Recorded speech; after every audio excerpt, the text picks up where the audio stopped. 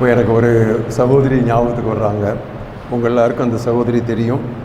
1999ஆம் ஆண்டு ஒரு நள்ளிரவிலே Graham stains என்கிற தேவ மனிதனையும் அவருடைய 2 பிள்ளைகளையும் உயிரோடு எரித்தார்கள் ஒரிசா காட்டுக்குள்ளே.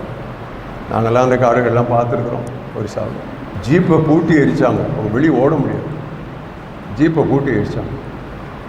இந்த 3 பிரேதங்களையும் ஒரு குழியில் வச்சு வரிசையாக அந்த பிரேத பெட்டிகளை வச்சுருக்கிறாங்க. செவப்பெட்டிகளை நிறைய பாஸ்டர்ஸ் சுற்றி இருக்கிறாங்க. 1-2 பிஷப்ஸும் இருந்தாங்க. அப்போ கிளாடிஸ் ஸ்டைன்ஸும் விடப்பட்ட ஒரே அவங்களுடைய மகளும், அவள் பேர் எஸ்தர், அவங்க 2 பேரும் இந்த 3 பெட்டியை கீழே பார்த்து நிற்கிறாங்க. ஒரு பெட்டியே பார்க்க முடியாது, 3 பெட்டி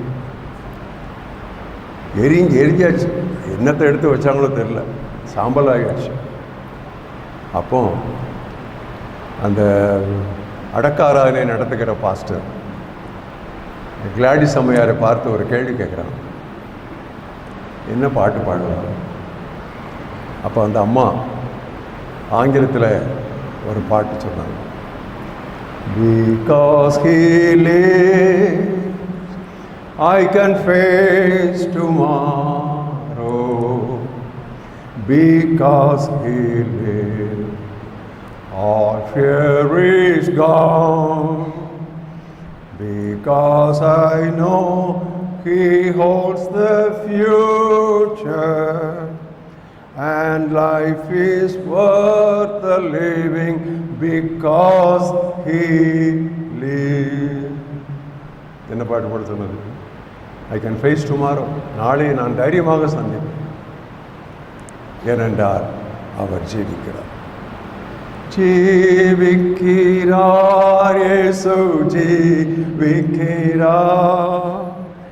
என் உள்ளத்தில் அவர் ஜீவிக்கிறார்.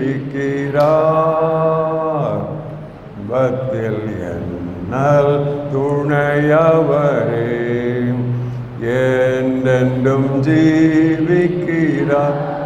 ஆம், வெற்றி வாழ்வு என்பது அசைக்க முடியாத விசுவாச வாழ்வு. விசுவாசம் என்பது ஒரு நங்கூரம். It is an anchor of faith. நங்கூரத்தை போட்ட பிறகு காற்றடித்தால் என்ன, புயல் அடித்தால் என்ன, அலை வீசினால் என்ன, கப்பல் அசையும், ஆனால் எங்கும் வழி பிசகாது. நங்கூரம், அதான் நம்முடைய விசுவாசம்.